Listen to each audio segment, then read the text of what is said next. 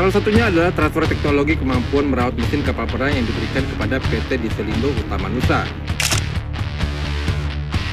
Oke, jadi di tengah ramainya pembahasan alutsista baru TNI, ada satu kabar yang mungkin tak terlalu viral nih bos. Tapi justru ini yang bisa menjadi salah satu langkah paling penting menuju kemandirian pertahanan kita Indonesia. Di mana baru-baru ini, Fincantieri, galangan kapal raksasa Italia, telah memberikan offset terkait permesinan kapal perang kepada perusahaan Indonesia. Nah, pertanyaannya, offset seperti apakah itu? Apakah manfaat dan targetnya bagi Indonesia? Setelah ini kita ceki. Kemudian kabar kedua nanti datang dari uji coba senjata presisi buatan PT Dirgantara Indonesia, yaitu RD-70 Wafar. Nah, lantas senjata presisi seperti apakah itu? Penasaran? Cus, mari kita kupas berita lengkapnya satu per satu bosku.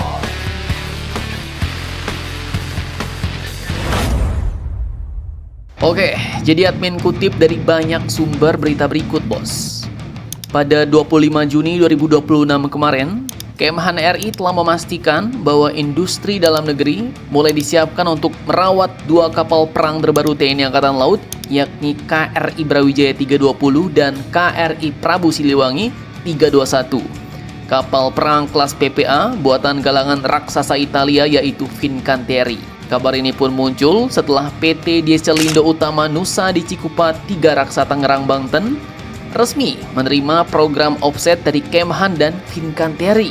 Nah, bagi yang masih kurang paham apa itu offset, ya sederhananya itu adalah kewajiban yang harus diberikan oleh penjual alutsista asing kepada Indonesia ketika terjadi pembelian besar-besaran, bos. Jadi intinya Indonesia nggak mau hanya jadi tukang beli doang tanpa dapat manfaat yang lain, tapi harus ada manfaat balik berupa transfer teknologi, pelatihan, fasilitas, atau kerjasama industri.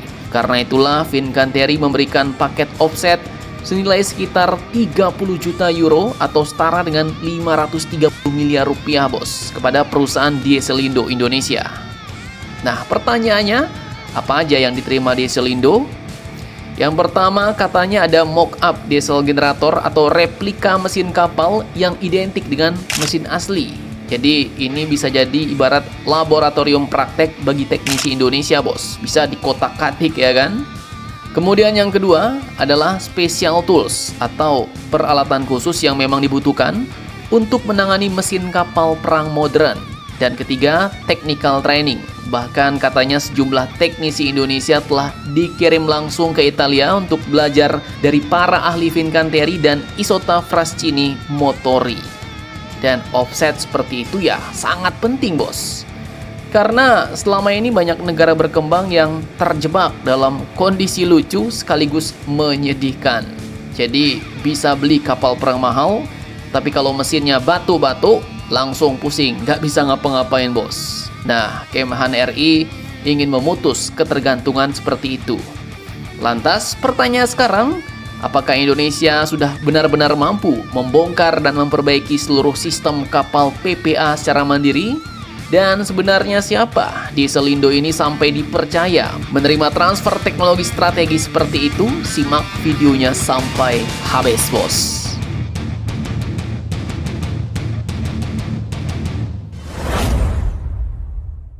Oke, pertanyaannya, apakah Indonesia sudah bisa memperbaiki semuanya? Ya, jawabannya belum sepenuhnya, bos.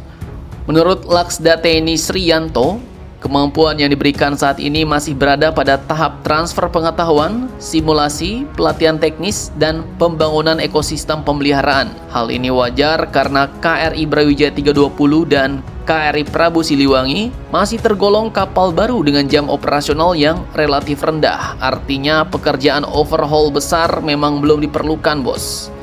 Namun yang menarik, fondasinya sudah mulai dibangun sejak sekarang. Lalu pertanyaan lagi, kenapa Dieselindo yang dipilih nih? Jadi ternyata PT Dieselindo Utama Nusa ini bukan perusahaan sembarangan, bos. Perusahaan nasional ini telah lama bergerak di bidang mechanical engineering service, meliputi overhaul diesel engine, generator set, gearbox, transmisi, pompa, hingga berbagai sistem mekanikal berat. Kliennya berasal dari sektor migas, pertambangan, industri maritim, hingga pertahanan.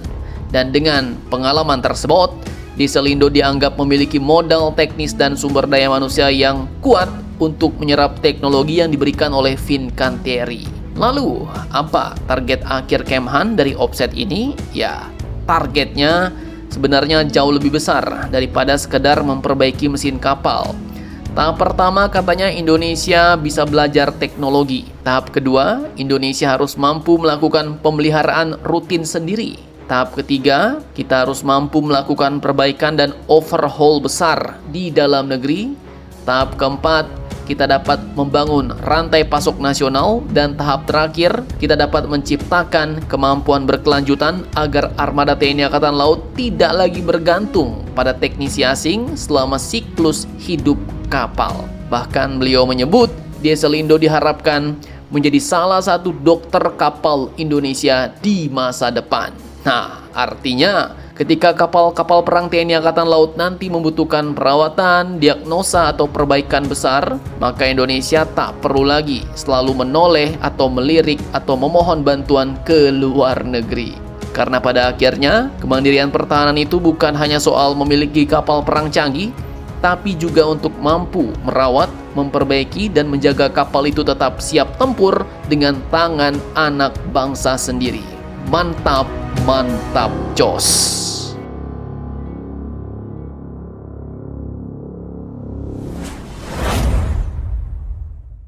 Oke, lanjut. Jadi dikutip dari banyak sumber berita berikut, pada 18 Juni 2026 di lapangan tembak Nanggala di Pohar 60, Desa Poko, Kecamatan Pringkuku, Kabupaten Pacitan, Jawa Timur, Korps Marinir TNI Angkatan Laut bersama PT Dirgantara Indonesia sukses melaksanakan uji tembak senjata presisi RD-70 Wafar. Dan jangan salah, RD-70 Wafar atau Rope Round Fin Aerial Rocket ini bukan lagi roket biasa atau roket bodoh, bos, seperti generasi lama yang setelah ditembak cuma pasrah mengikuti hukum fisika, ya kan? Jadi ibaratnya roket bodoh itu seperti naik ojek tanpa GPS. Sedangkan RD-70 Wafar ini sudah mulai dibekali kemampuan pemandu presisi sehingga mampu meningkatkan akurasi serangan secara signifikan. Jadi serangannya semakin presisi nih, bos.